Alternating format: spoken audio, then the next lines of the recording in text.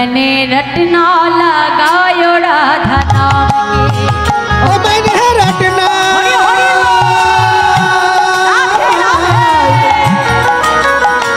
ओ मैंने रटना लगाए राधा नाम की। मैंने रटना लगाए राधा नाम की। मैंने रटना लगायो राधा नाम के। मैंने रटना लगायो राधा नाम के। ओ मैंने रटना लगाए राधा नाम की। मैंने रटना लगाए राधा नाम की।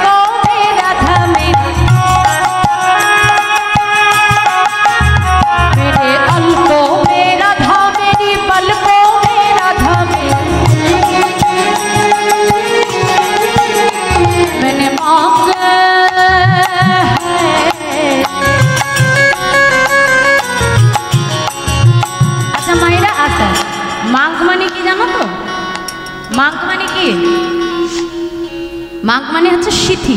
সিথি তাহলে আমরা সিথি ভরি কি দিয়ে? সিঁদুর দিয়ে মায়েরা, তাই তো? কিন্তু মাগো এই সিথির সিঁদুর এটা কি আমাদের সারা জীবন অক্ষয় থাকে মা? কারোর অক্ষয় থাকবে এটা আমরা গ্যারান্টি দিতে পারবো? পারবো না। কিন্তু যারা ভক্ত হয় তারা কিন্তু আমাদের মতো জাগতিক জগতে সিঁদুর দিয়ে মাং ভরে না। তারা কি দিয়ে মাং ভরে জানো তো?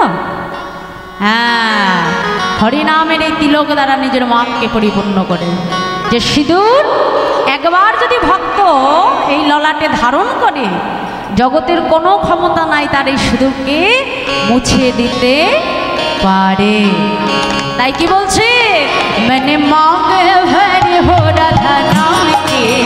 ओ मैंने रटना लगायो राधा नाम के। हरे हरे मांगे भरी हो राधा नाम की। मैंने रटना लगाई राधा नाम की।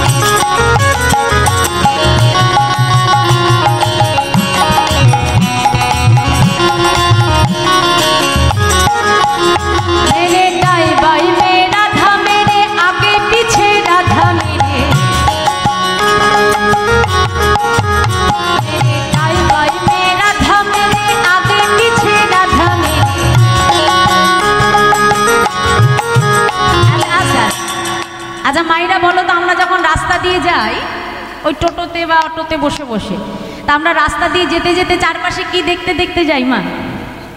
হ্যাঁ সত্যি কথা বলবো, কি দেখতে দেখতে যাই? যে কার বাড়িটা কয় তালা, কোন রংটা করলে বেশি সুন্দর লাগে, তাই না? ঠিক বলছি তো? কোন গাছে কি ফল ফুল ধরেছে এগুলো আমরা দেখি, সত্যি কি না মা? দেখি তো। কিন্তু যারা ভক্ত হয় তারা আমাদের মতো ঘর বাড়ি, গাছে কি ফল ফুল, টাকা পয়সা এগুলো দেখে না। কি দেখে জানো? কি বললো বাবা? মেরে ডাই বাই মে রাধা, মানে ডানেও রাধা বামেও রাধা। আর কি বললো?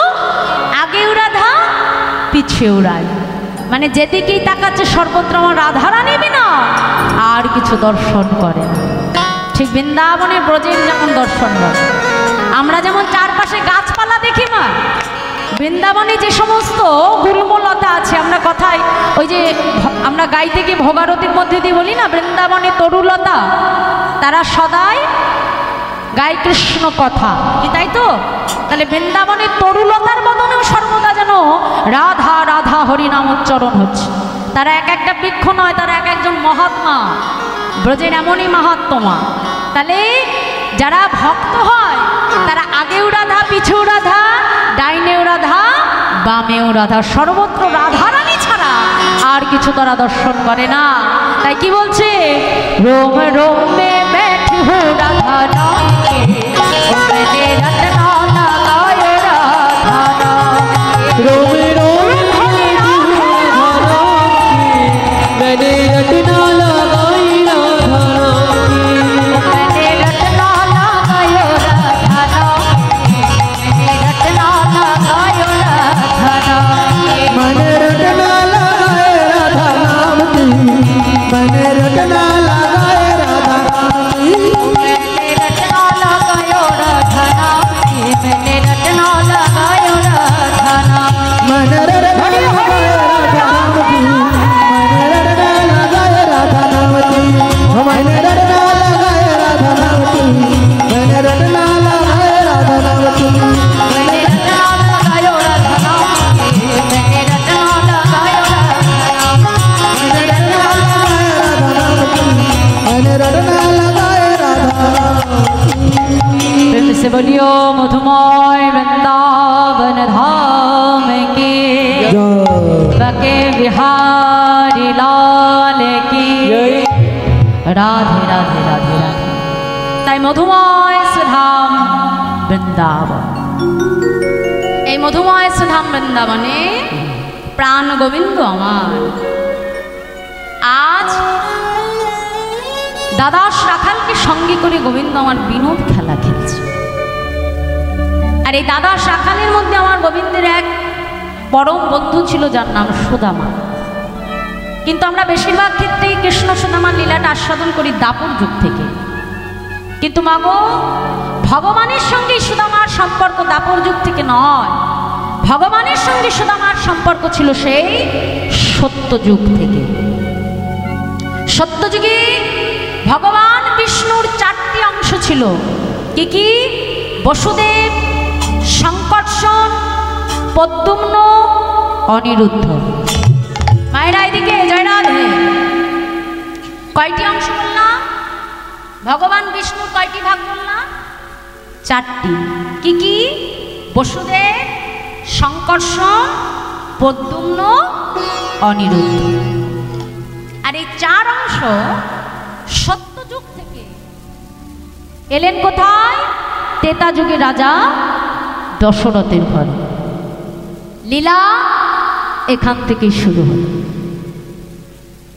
বসুদেব হলেন দয়াময় রামচন্দ্র, সংকর্ষণ হলেন লক্ষ্মণ, পদ্মুম্ন হল ভরত, আর অনিরুদ্ধ হল শত্রুঘ্ন। 4 ভাই, 4টি অংশ ছিল, তারা 4 ভাই হয়ে এলেন রাজা দশরথের ঘরে। এখন রাজা দশরথের 4 ছেলে হয়েছে। এখন রাজা দশরথ তিনি দেখছে যে এবার তো আমার বয়স হয়েছে, এবার আমাকে বানপ্রস্থে যেতে হবে। তা এখন বানপ্রস্থে যাওয়ার আগে আমার এই রাজ্যের দায়িত্বটা আমি কার হাতে দিয়ে যাব? জয় রাধে। আগের মতো সেম করো দাদা। হরে কৃষ্ণ, মনিটারটা তোলো। জয় রাধে জয় রাধে জয় রাধে। একটু মনিটারটা তোলো, একটু ডিপ করো। জয় রাধে, জনিতাই জনিতাই, জয় গৌর। ঠিক আছে। এখন রাজা দশরথ তিনি দেখছে যে এবার তার বয়স হয়েছে, এবার বানপ্রস্থে যেতে হবে।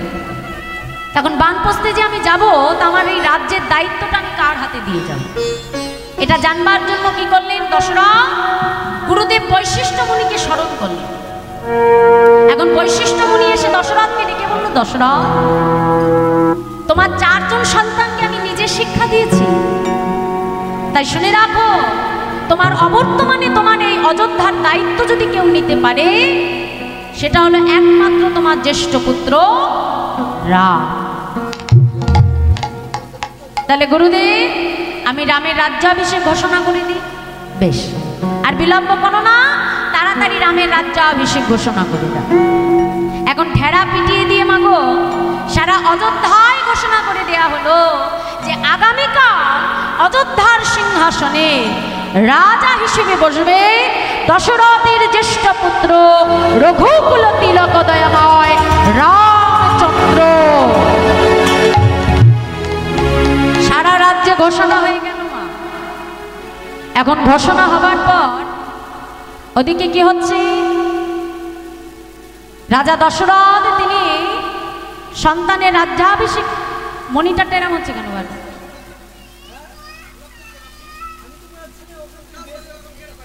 জরাধি মনিটরটা কমে গেছে, মনিটরটা কমে গেছে, মনিটরটা তুলো। জরাধি জরাধি জরাধেশ্যাম হরে কৃষ্ণ জরাধি জনিতাই জনিতাই জয় গো। ঠিক আছে ঠিক আছে, ছেড়ে দিন। এখন সারা অযোধ্যাবাসীর মনে বড় আনন্দ মা। এদিকে রামের যিনি বিমাতা ছিলেন, যার নাম হলো কৈকেয়ী, এখন রাজা তিনি রামচন্দ্র রাজা হবে জেনে মাতা কৈকেয়ী রামের জন্য আজকে নিরজনে বসে বসে সুন্দর করে একটা মালা গাচ্ছে। এখন নিরজনে বসে বসে যখন মালাটা গাচ্ছে মা, এমন সময় ওই কৈকেয়ীর ছোটবেলার দাসী যার নাম ছিল মন্থরা, এখন মন্থরা এসে কৈকেয়ীকে ডেকে বলছে, কৈকেয়ী এই যে এত স্বাদ করে তুই মালাটা গাচ্ছিস সেটা কার জন্য? বলে কেন, তুমি শোনো নাই কালকে যে আমার পুত্র রাম রাজা হবে? আমার মনে বড় আনন্দ, আমার পুত্র রাম রাজা হবে, তাই তো আমি আমার রামের জন্য মালাটা গাচ্ছি। রাম রাজা হয়ে যখন আমাকে প্রণাম করতে আসবে, আমি আশীর্বাদ স্বরূপ এই মালাটা তার গলায় পরিয়ে দেব। সঙ্গে সঙ্গে মন্থরা তাকে ডেকে বলল, দাঁড়া কৈকেয়ী, কাল যদি রাম রাজা হয় তাহলে তার মা কৌশল্যা হবে রাজমাতা, আর সে যদি রাজমাতা হয়ে যায় তুই হবি ভিখারি। কালকে ওই কৌশল্যা যখন রাজমাতা হয়ে তোকে ডেকে বলবে, হ্যাঁ রে কৈকেয়ী আমার পায়ে একটু তেল মাখিয়ে দিয়ে যাবে, ভালো লাগবে সতীনের পায়ে তখন তেল মালিশ করে দিতে। শুনে রাখো কৈকেয়ী, তুমি যেমন তেমন ঘরের মেয়ে নও, তুমি হলে কেকয় রাজার কন্যা কৈকেয়ী, আর রাজকন্যা হয়ে যদি তুমি দাসীপ্রীতি করো সেটা তুমি মেনে নিতে পারবে তো কৈকেয়ী? যেই না কথাটা শ্রবণ করেছে মা, শ্রবণ করবা মাত্র যেই রামকে তার পরাণের অধিক ভালোবাসত,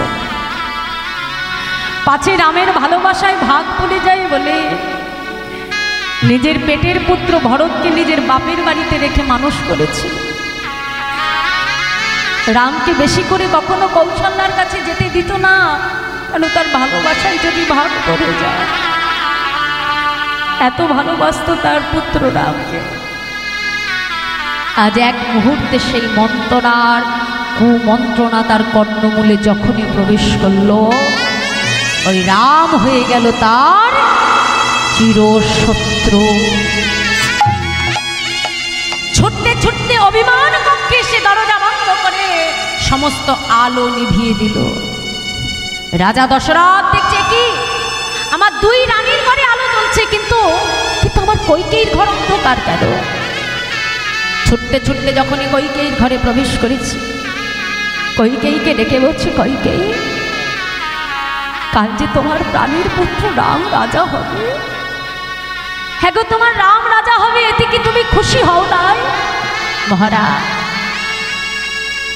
আপনি বুঝি আমাকে সত্যি খুশি দেখতে চান? নিশ্চয়ই চাই। তুমি আমার রামকে এত বড় ভালোবাসো, তাছাড়া দুইবার তুমি আমাকে মৃত্যুর হাত থেকে বাঁচিয়েছো কৈকেয়ী।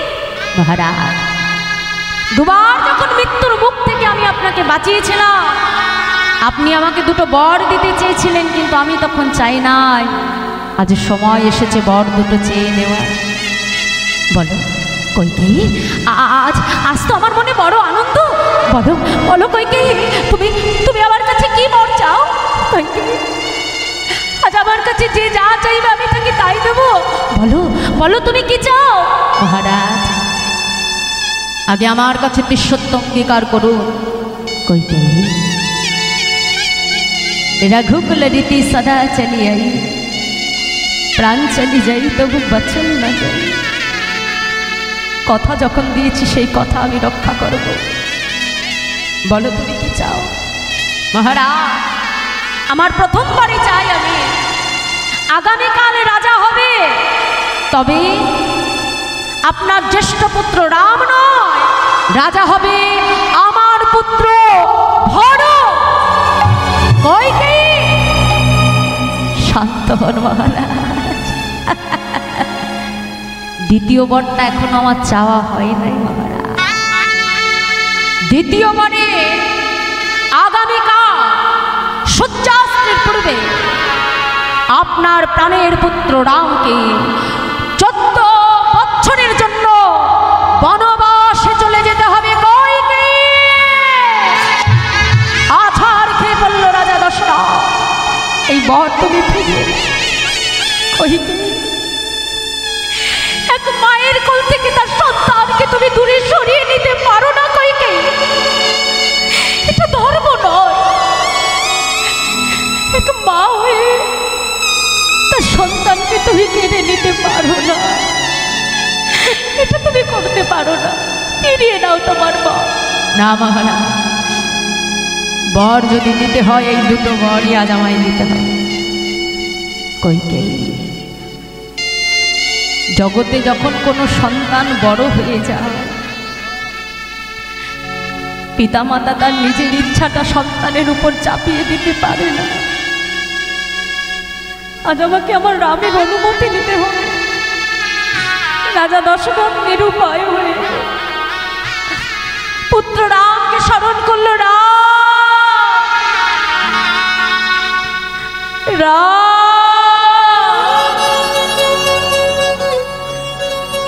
প্রভু রামচন্দ্র এসে নতমস্তকে দাঁড়িয়ে বলছে, পিতা,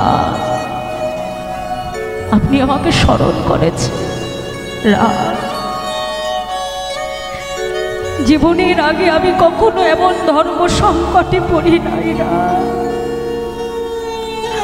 আমি অজান্তে তোমার মাকে দুটো বর দেব বলে প্রতিশ্রুতি করে দিয়েছি। তোমার মা আমার কাছ থেকে দুটো বর চেয়েছে না। আগামীকাল রাজা হবে, তবে তুমি না, তোমার ভাই ভরত। বাহ, এ তো বড় আনন্দের কথা। আমার ভাই সিংহাসনে বসবে। আমি দাদা হয়ে আমার ভাইকে সিংহাসনে বসাবো। এর থেকে আমার কাছে আনন্দ আর কিছু নাই পিতা। এ তো আমার জন্য মঙ্গল। দ্বিতীয়বার শোনরা, কাল সূর্যাস্তের পূর্বে 14 বছরের জন্য তোমাকে বনবাসে চলে যেতে হবে। পিতা, এর জন্য বুঝি তুমি ধর্ম সংকটে পড়েছ? পিতা, এই দেহটা কার জন্য? এই দেহটা যে তোমার জন্য। পিতা, তুমি যদি চাও তবে দেহ সিংহাসনে বসবে, আর তুমি যদি কথা দাও এই দেহটা বনবাসে যাবে, তবে এই দেহটা বনবাসে যাবে। পিতা, তোমাকে আমার জন্য ভাবতে হবে না। আজ মা তো আমার মঙ্গল করে দিল। একদিকে ভাইকে রাজ্য দান, আর একদিকে বনে গিয়ে যোগী মুনি ঋষির সঙ্গ করা, ভক্ত চরণ সেবা করা। আমার মতো ভাগ্য খচনার হয় বলতে পারো পিতা। তুমি কোনো চিন্তা করো না, আমি কথা দিলাম কাল সূর্যাস্তের পূর্বে আমি বনবাসে চলে যাব। সূর্যাস্তের পূর্বে প্রভু রামচন্দ্র যখন বনবাসে যেতে যাবে, ভাতা লক্ষণ এসে ছুটে দাদার চরণটা জড়িয়ে ধরেছে। দাদা, মা আমাকে সর্বদা শিক্ষা দিয়েছে, আমার রাম যদি দেহ হয় আমার লক্ষণ হলো তার ছায়া। দাদা, তুমি দেহ থেকে এই ছায়াকে আলাদা করে দিও না দাদা। তোমাকে ছাড়া কিছুতেই আমি এই স্বর্ণ রাজ প্রাসাদে থাকতে পারবো না। আমায় কৃপা করে তোমার সঙ্গে নিয়ে চলো দাদা। সীতা মা এসে চরণটা জড়িয়ে ধরেছে। স্বামী, আমার পিতামাতা কখনো এমন শিক্ষা আমাকে দেয় না। আমার স্বামী থাকবে বনবাসে, আর আমি থাকবো স্বর্ণ পালঙ্কে শয়ন করে। এটা আমার পক্ষে কখনোই সম্ভব নয়। কৃপা করে আপনার চরণ ধরে মিনতি করি, আমাকে সঙ্গে নিয়ে চলো। মা সীতাকে সঙ্গে নিয়ে, লক্ষণকে সঙ্গে নিয়ে 14 বছরের জন্য প্রভু বনবাসে চলে গেলেন। ভাই ভরত তখন বাড়িতে ছিল না, ছিল মামার বাড়ি। ফিরে এসে দেখছে তার সোনার অযোধ্যাটা অন্ধকার হয়ে গেছে। কারোর মুখে এতটুকু হাসি নাই। অযোধ্যাবাসীকে ডেকে বলছে, অযোধ্যাবাসী, হ্যাঁ গো, আমার অযোধ্যা এমন দশা কে করেছে? অযোধ্যাবাসী ডেকে বলল, ভরত, আজ তোমার এক মা হতে আমাদের সারা অযোধ্যা সর্বনাশ হয়ে গেল। যাও যাও, ডেকে জিজ্ঞাসা করো কেন কেন তোমার মা এত বড় ক্ষতি করে দিল আমাদের। ভরত ছুটতে ছুটতে মায়ের কাছে এসে বলে, মা, তুমি এমন কাজ করেছো আমার মা হয়ে। আজ তোমাকে মা বলে পরিচয় দিতে লজ্জায় আমার মাথাটা নিচু হয়ে গেল। মা, জগতে পিতা মাতা যদি কোনো অপরাধ করে সন্তানকে তার প্রায়শ্চিত্ত করতে হয় শুনেছি। আমি নিজে যাব দাদাকে ফিরিয়ে আনতে। খালি পায়ে বনের কণ্ঠ, কাটা, কাকড়, নুড়ি, পাথর, সেই রাস্তা থেকে ভরত খালি পায়ে হেঁটে যাচ্ছে। কেন জানো না? কারণ প্রভু রামচন্দ্র কতটা ব্যথা দুঃখ নিয়ে সেই পথে বনবাসে গেছে। নিজে উপলব্ধি করবার জন্য আমি নিজে পায়ে হেঁটে চলেছে। চিত্রকূট পর্বতে এসে দাদার চরণটা জড়িয়ে ধরেছে। দাদা, তুমি যদি মনে করো যে মায়ের সঙ্গে পরামর্শ করে আমি তোমায় বনবাসে পাঠিয়েছি, দাদা, এটা ভাববার আগে যেন আমার মৃত্যু হয়। দাদা, তুমি কৃপা করে অযোধ্যায় ফিরে চলো। ভরত, আমি তো ফিরে যেতে পারবো না ভাই। আজ তোর মতো একটা ভাই আছে, এই কথা ভেবে গর্বে আমার বুকটা ভরে যায় রে ভাই। কিন্তু আমি যে পিতাকে কথা দিয়েছি 14 বছর পূর্ণ না হওয়া পর্যন্ত আমি ফিরে যেতে পারবো না। দাদা, তাহলে তুমি ফিরে যাবে না? না, তাহলে তোমার ওই চরণের পাদুকা দুখানা তুমি আমার মস্তকে তুলে দাও।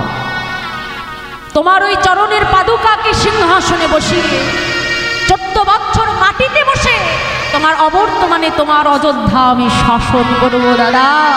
আর যেদিন 14 বছর পূর্ণ হয়ে তুমি ফিরে যাবে, তোমার অযোধ্যা আমি তোমার হাতে তুলে দেবো। নিতাই গৌর হরি বল। এই ছিল ভাইয়ের ভাইয়ের প্রতি ভালোবাসা, যেটা এখন আর আমাদের সমাজে খুঁজে পাওয়া যায় না মা। যার জন্য মানুষ দেখবে খুব অতি সহজে ভেদাভেদটা খুব তাড়াতাড়ি তৈরি করে দিতে পারে।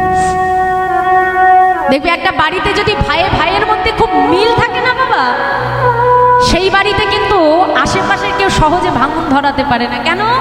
জানে যে এক ভাইকে যদি কেউ কিছু কথা বলে তাহলে আর ভাই সবাই ছুটে আসবে ওই ভাইয়ের বিপদ। কি মা, তাই না? তাহলে এই হলো ভালোবাসা, যেটা এখন আর পাওয়া যায় না। 14 বছর পর প্রভু রামচন্দ্র যখন বনবাস থেকে ফিরে এলেন, অযোধ্যাবাসীর মনে বড় আনন্দ। যে যা চাইছে তাকে তাই দিচ্ছে প্রভু। দেখো মা, এখানে খুব সুন্দর একটা কথা বলেছে। এই যে প্রভু তিনি যে 14 বছর বনবাসে থাকলেন, মা মাতা কৌশল্যার কাছ থেকে কিন্তু কইকেয়ী তার সন্তানকে সরিয়ে দিয়েছিল। আর এই যে মাতা কইকেয়ী, ইনি দাপর যুগে হয়েছিলেন কে জানে? আমার কৃষ্ণের জন্মদাত্রী যিনি মা, যার নাম কি ছিল? তাকে পালন করেছিল কে? মা যশোদা। কিন্তু জন্ম দিয়েছিলেন কে? ভগবানের জন্ম হয় না, আবির্ভূত হয়েছিলেন কার গর্ভে? দেবকীর গর্ভে। দেবকীর গর্ভে আবির্ভূত হয়েছিলেন ভগবান।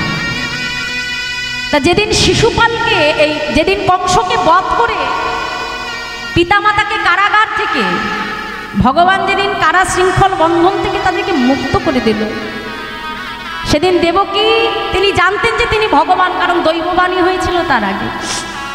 ভগবানকে ডেকে প্রশ্ন করেছিল যে প্রভু, আমি জানি তুমি পূর্ণচন্দ্র ব্রহ্ম নারায়ণ, চতুর্মুখ শঙ্খচক্র গদাপদ্মধারী নারায়ণ তুমি, আমি জানি, কিন্তু তোমার কাছে আমার একটা প্রশ্ন আছে দয়া মা।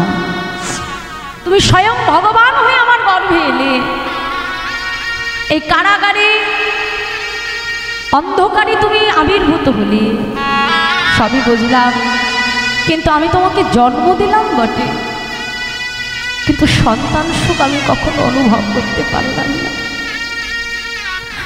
আমার বুকের দুগ্ধ দ্বারা আমার কত বসন ভিজে গেল, কিন্তু একটাবারও তোমাকে সন্তান রূপে কাছে পেয়ে আমার বুকের স্তন আমি তোমাকে পান করাতে পারলাম না। কেন দয়া করে? কেন? আমার অপরাধটা কি তুমি বলতে পারো প্রভু? ভগবান সেদিন তার মাকে ডেকে বলল, মা, এ জন্মের অপরাধ তুমি ভোগ করছো না, তুমি হয়তো ভুলে গেছো, কিন্তু আমি তোমাকে মনে করিয়ে দিচ্ছি। ত্রেতা যুগে তুমি মাতা কইকেয়ী হয়ে তুমি রাজমাতা কৌশল্যার কাছ থেকে তার প্রাণের পুত্র অর্থাৎ রাম রূপে যখন আমি আবির্ভূত হয়েছিলাম, তখন আমাকে তুমি এক মায়ের কাছ থেকে জন্মের মতো সরিয়ে দিয়েছিলে। 14 বছরের জন্য এক মায়ের কাছ থেকে তার সন্তানকে সরিয়ে দিয়েছি। সেই সন্তান সুখ তুমি তাকে অনুভব করতে দাও নাই মা, তাই সেই যুগের অভিশাপ মাথায় নিয়ে আজ দেবকী রূপে তুমি এই কারাগারে আমাকে জন্ম দিয়েছ। জন্মটা আমাকে দিলে কি হবে মা? সন্তান সুখ তুমি অনুভব করতে পারো না। তাই গৌর বলিব। তাই মায়েরা একটা কথা সর্বদা মনে রাখবে না, এই জগতে এসে যদি আমি ভালো কর্ম করি তার ফলটাও যেমন আমি পাবো, আর এই জগতে এসে যদি আমি কোনো খারাপ কর্ম করি, যদি কাউকে কখনো আঘাত করি, দুঃখ দিই, কষ্ট দিই, যন্ত্রণা দিই, জানবেন সেই দুঃখ কষ্ট যন্ত্রণার ফলটাও কিন্তু আমাকেই ভোগ করতে হবে। তাই খুব সাবধান, যেখানে ভগবান নিস্তার পাই নাই মা, সেখানে আমরা তো অতি তুচ্ছ। তাই গৌর হরিব। তাই আজ প্রভু রামচন্দ্র বনবাস থেকে ফিরে এসে যে যা চাইছে তাকে তাই দিচ্ছে। এক কোণে ভরত দাঁড়িয়ে আছে, ভরতকে ডেকে বলছে, হ্যাঁ রে ভরত, এই যে আমার কাছ থেকে এতজন এত কিছু চাইছে, তা তুই আমার কাছ থেকে কি চাস? দাদা কথা দাও, আমি যা চাইবো তুমি আমাকে দেবে। দাদা নিশ্চয়ই দেবো। বল কি চাস? দাদা যেদিন তোমার ভাই হয়ে আমি তোমাকে বনবাস থেকে ফিরিয়ে আনতে গিয়েছিলাম, সেদিন তোমার ভাই বলে তুমি আমাকে দূরে সরিয়ে দিয়েছি, কিন্তু দাদা বনে যে কোথায় গুহকের রাজা চণ্ডাল তাকে তোমার বন্ধু করেছিলে, কোথায় বনের রাজা হনুমান তাকে তোমার বন্ধু করেছ, কোথায় বানরের রাজা সুগ্রীব তাকে তোমার বন্ধু করেছ, কিন্তু সেদিন ভাই বলে তুমি আমাকে দূরে সরিয়ে দিয়েছিলে। তাই কথা দাও দাদা, আগামী জন্ম বলে যদি কিছু হয়ে থাকে দাদা, সেদিন তুমি আমাকে কি রূপে জন্ম দেবে জানো দাদা? সেদিন তোমার বন্ধু করে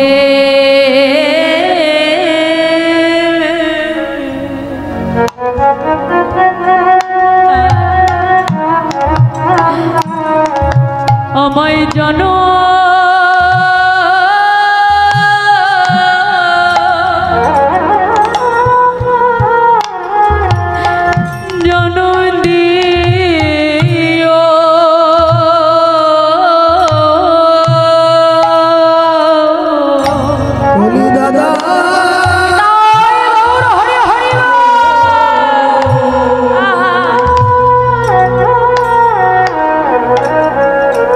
তুমি আমায় বন্ধু করে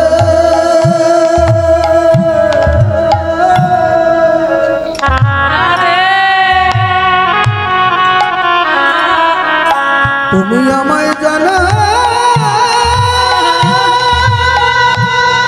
হরি বল হরি বল।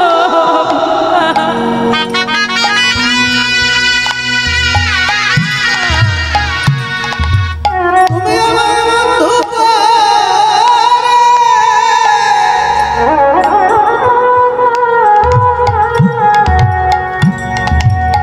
করে জন্ম দিও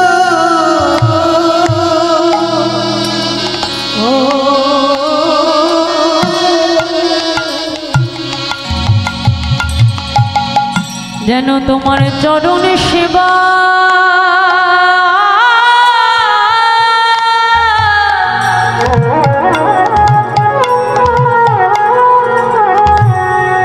আমি করতে পারি।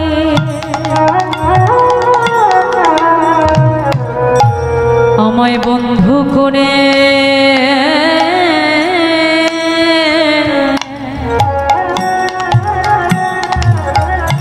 তুমি জানো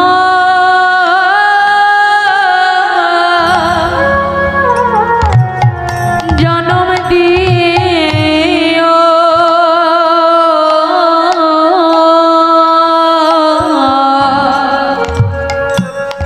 তোমার বন্ধু হয়ে হরি বল হরি বল নিতাই গৌর হরি বল। আমি জানো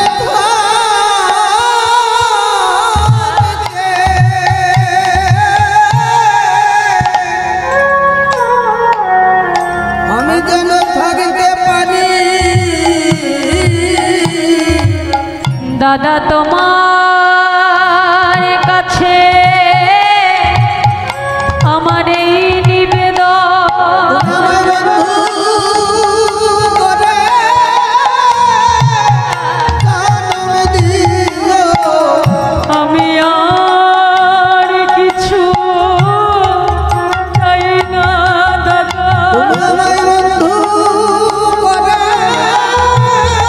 জন্ম দিও যেন চরণ সেবা করতে পারি। ওরে তোমার চরণে এই নিবেদন শুধু এ জন্মে নয় জন্মে জন্মে করে জন্ম দিও তোমার ওই চরণে দাস করিও। জন্মে জন্মে দাদা আর কিছু চাই না আমি। বন্ধু করে জন্ম দিও দাদা তোমার কাছে এই নিবেদন। বন্ধু করে জন্ম দিও দাদা আর কিছু চাই না আমি। বন্ধু করে জন্ম দিও শুধু তোমার কাছে এই নিবেদন। জন্মে নয় জন্মে নয় আমায় বন্ধু করে জন্ম দিও। আর চরণে এই নিবেদন আমায় বন্ধু করে জন্ম দিও। আমার চরণে এই নিবেদন তুমি আমায় বন্ধু করে হরি বল হরি বল। আমায় জন্ম দিও প্রভু রামচন্দ্র ছুটে এসে ভরতকে বক্ষ মাঝে জড়ায় ধরেছে। ভরত, আমি তোর মনোবাসনা পূর্ণ করব, কিন্তু এ যুগে তো সেটা সম্ভব নয়। আগত দাপর যুগে যেদিন আমি শ্রীকৃষ্ণ হয়ে মধুময় বৃন্দাবনে যাব, আর ওই বৃন্দাবনে যেদিন আমি লীলা করব, আর সেদিনে তুই হবি আমার পরম বন্ধু, তোর নাম হবে সুদামা। আরে আর সেদিন ওই কৃষ্ণ সুদামা রূপে জগতে এমন লীলা আমরা করব যে বন্ধুত্বের ইতিহাসে কৃষ্ণ সুদামার নাম জন্ম জন্মান্তরে স্বর্ণাক্ষরে লেখা থাকবে। নিতাই গৌর হরি বল। তাই মায়েরা, সেই সত্যযুগের যিনি ছিলেন প্রদ্যুম্ন, ত্রেতা যুগে তিনি হলেন ভরত, আর দাপর যুগে তিনি হলেন গোবিন্দের পরম বন্ধু, যার নাম হলো সুদামা।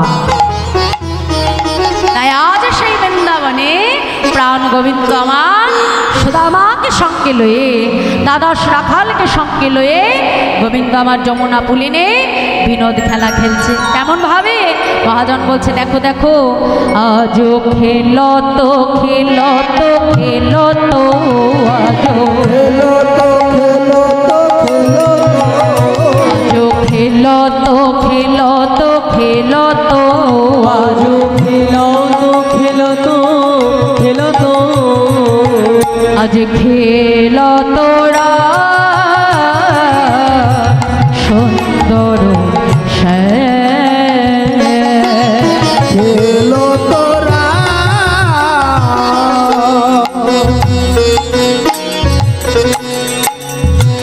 সুন্দর, আজ খেলো তোরা সুন্দর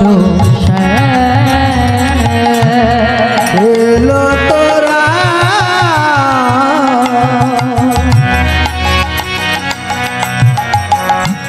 সুন্দর, মোহন রতি মধুর ধার, মোহন মধুর আজ মোহন রতি মধুর ধার, মোহন মূরতি মধুর হরে রাম রাম রাম রাম রাম কানা, রাম রাম রাম রাম রাম কানা, আজ খেলে রাম রাম রাম রাম রাম কানা, হরে রাম রাম রাম রাম রাম কানা, প্রিয় শ্রীদাম সুদাম মেলে,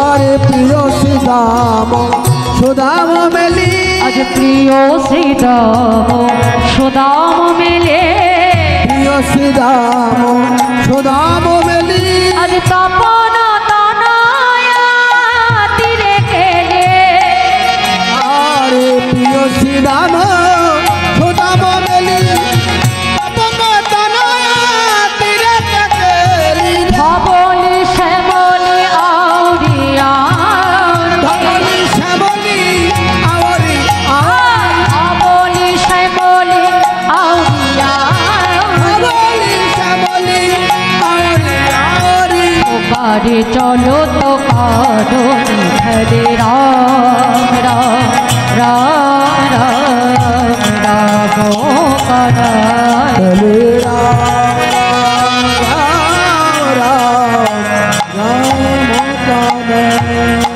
আজ আগমনি গম বেদশা, আগমনি গম বেদসার, আগমনি গম বেদশা, আগমনি গম বেদসার, আজ লীলায় করত পঠ বিহার, লীলাই করত গট বিহার, আজ লীলায় করত পঠ বিহার, লীলাই করত গট বিহার, নাসিরে মামদ করত হিয়া, নাসির মামুদ করত হিয়া, নাসির মামদ করত হিয়া, নাসির মামুদ করত হিয়া, চরণে শরণ দাদরি হরে রাম রাম রাম রাম রাম কানাই, হরে রাম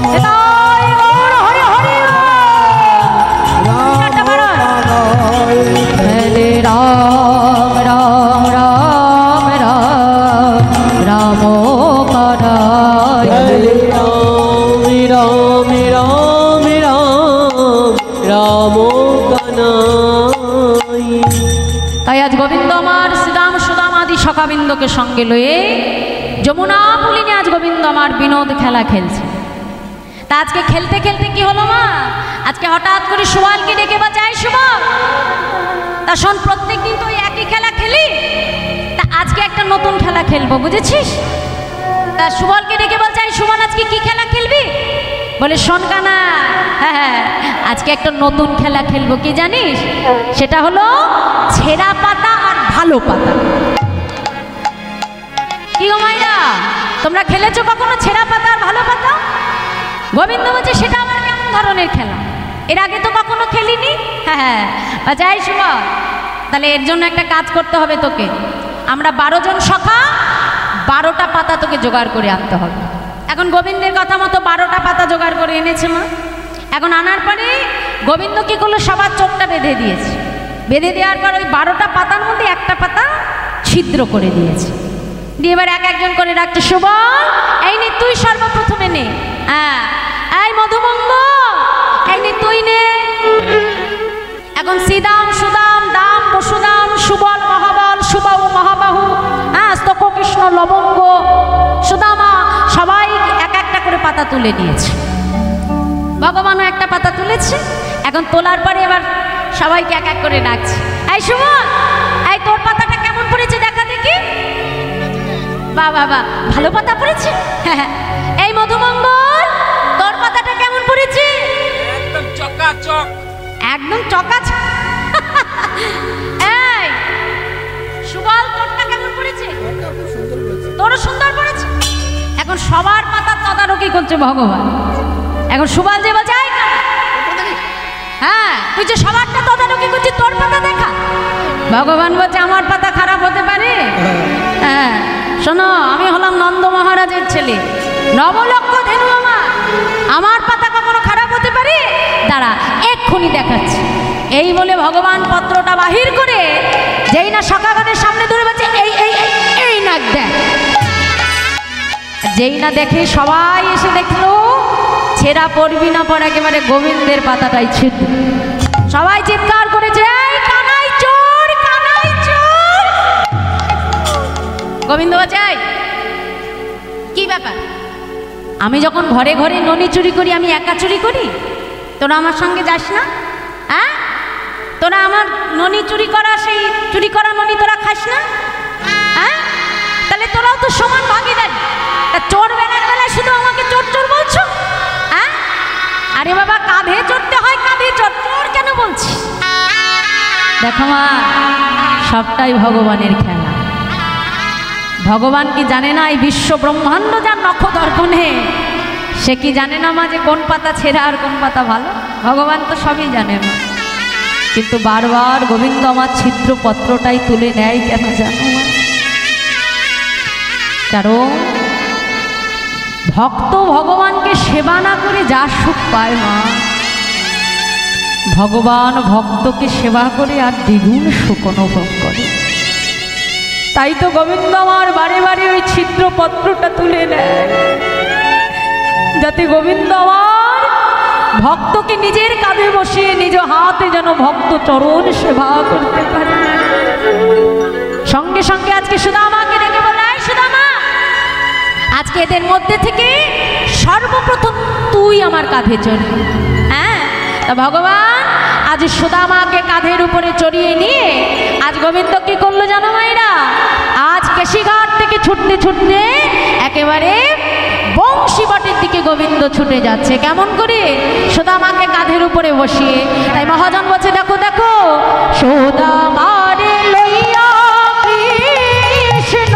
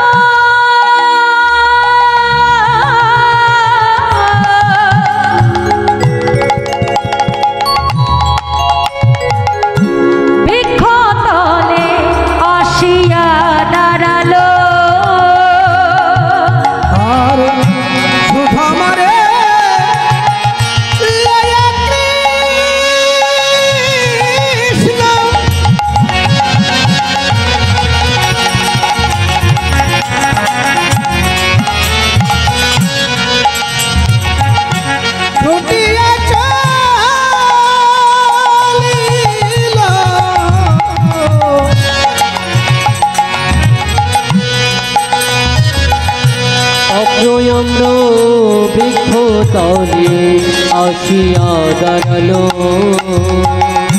পক্ক আম্র বৃক্ষ তলে আসিয়া দাঁড়ালো তলে আসিয়া দাঁড়ালো। কি বললো মায়েরা?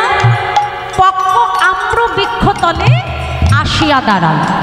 তাহলে পক্ক মানে কি মায়েরা? আস্তে, পক্ক মানে কি? পাকা, তাই তো? আর আম্র মানে আম। তাহলে ওই যে সুদামা তো গোবিন্দের কাঁধে বসে আছে। এখন ওই দূর থেকে ওই কেশিঘাট থেকে বংশীবটে যাওয়ার পথে একটা বিশাল বড় আম বাগান পড়ে। এখন দূরে সুদামা বসে লক্ষ্য করছে যে গাছে বেশ বড় বড় পাকা পাকা আম ফলে আছে।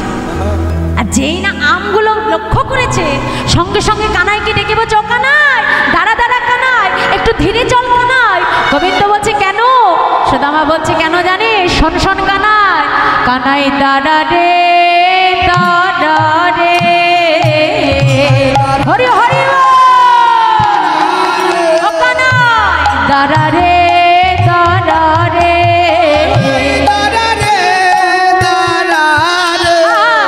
পাকা পাকা আম ফলেছে দাঁড়া রে দাঁড়া রে, পাকা পাকা আম ফলেছে দাঁড়া রে দাঁড়া রে। কৃষ্ণ সেবায় লাগবে বলে দাঁড়া রে দাঁড়া রে, হলুদ হরে হরে হরে বলে দাঁড়া রে দাঁড়া রে। আজ কৃষ্ণ সেবায় লাগবে বলে দাঁড়া রে দাঁড়া রে, আজ কৃষ্ণ সেবায় লাগবে বলে দাঁড়া রে দাঁড়া রে। পাকা পাকা আম ফলেছে দাঁড়া রে দাঁড়া রে, পাকা পাকা আম ফলেছে দাঁড়া রে দাঁড়া রে। কি বললো মা? পাকা পাকা আম ফলেছে দাঁড়া রে দাঁড়া রে। তা এই যে দেখো তোমরা আজ এখানে বসে আছো মা, প্রত্যেকে আমরা আমাদের সংসারের কর্ম ফেলে রেখে, সংসার ফেলে রেখে আজ আমরা সবাই এখানে বসে আছি। আমরা এক একটা সুপক্ক প্রস্ফুটিত সেই আম্র, আমরা বসে আছি কেন? গোবিন্দ সেবায় লাগবে। কি তাই তো মায়েরা? দেবে গাছে যখন প্রথম মুকুল হয়, সেই মুকুলগুলো দেখবে মায়েরা, যখন শীতকালে চারপাশে ঘন কুয়াশা পড়ে, কুয়াশা পড়লে কি হয়? মুকুলগুলো কিছু ঝরে পড়ে যায়, তাই তো মা? এই যে আশা, এই আশা, এই আশা যখনই আমাদের মনের মধ্যে চলে আসবে মা, তখনই জানবে আমরাও কিন্তু গোবিন্দ সেবা থেকে বঞ্চিত হয়ে যাব। এই হরিবাসরে থেকে যদি কারোর মনের মধ্যে আশা চলে আসে, যদি আমরা সময় দেখি যে কটা বাজলো, ঘরে যেতে হবে, স্বামীর খাওয়া হয় নাই, ছেলেকে খেতে দিতে হবে, তাহলে এই যে কুয়াশা যদি একবার মনে ঢুকে যায় মা, জানবে তখনই তুমি গোবিন্দ সেবা থেকে বঞ্চিত হয়ে যাবে। আর এরপরে কি হয়? কিছু কিছু গুটিগুলো বড় হতে হতে যখন একটু বেশ বড় হয়, তখন পাড়ার প্রতিবেশী ছেলেপেলেরা এসে কি করে? গাছে একটু আম যখনই বড় হয়ে যায় কি করে মায়েরা? কি করে মায়েরা? ওই একদম আমকে টিক করে দিয়ে ঢিল ছোড়া আরম্ভ করে দেয়, কি মা, তাই না? হরিবাসনের দু চারটে ঢিল পড়ে, কেমন করে বলে, এই দিদি, এই অনেক রাত হয়েছে, আর কীর্তন শুনে লাভ নেই, এই হ্যাঁ, বলে আমি তো যাচ্ছি, তুইও আমার সঙ্গে চল। হ্যাঁ হ্যাঁ, একা একা যেতে পারবি না, ভয় লাগে, কি মা, তাই না? মানে নিজের যা ক্ষতি তা তো করলো, পাশে যে শুনছিল তারও ক্ষতি করে নিয়ে চলে গেল। আর এরপরে কি হয় মা? যে সমস্ত আমগুলো গাছের ডালকে শক্ত করে ধরে আষ্টে পিষ্টে একেবারে গাছের থেকে যারা সুপরিপক্ক হতে পারে, আমরা বাজারে যখন আমটা কিনতে যাই আগে কি করি? আমটা নিয়ে ভালো করে শুকে দেখি যে আমটা পাকা কিনা, কি মা, তাই না? যত পাকা হবে তত সেটা সুমিষ্ট হবে, তাই না? গাছ পাকা আম যেটা বলি, তাহলে সেই আমটা যত পরিপক্ক হবে তত তার স্বাদটা ভালো হবে। আমরা সেটা এনে কাকে সেবা দিই? গোবিন্দ। ঠিক এই হরিবাসরে আমরা যতজন ভক্ত এখানে এসেছি, জানবে আমরাও একটা পরিপক্ক আমেরই মতো, ধৈর্য ধরে গোবিন্দ কথা শ্রবণ করে শেষ পর্যন্ত ডালকে আঁকড়ে ধরে হরিনামকে আশ্রয় করে যারা শেষ পর্যন্ত গোবিন্দ সেবায় পরিপক্ক হতে পারবো, জানবে তারাই কিন্তু গোবিন্দ চরণে পৌঁছে যাবো। তাই গৌর হরি।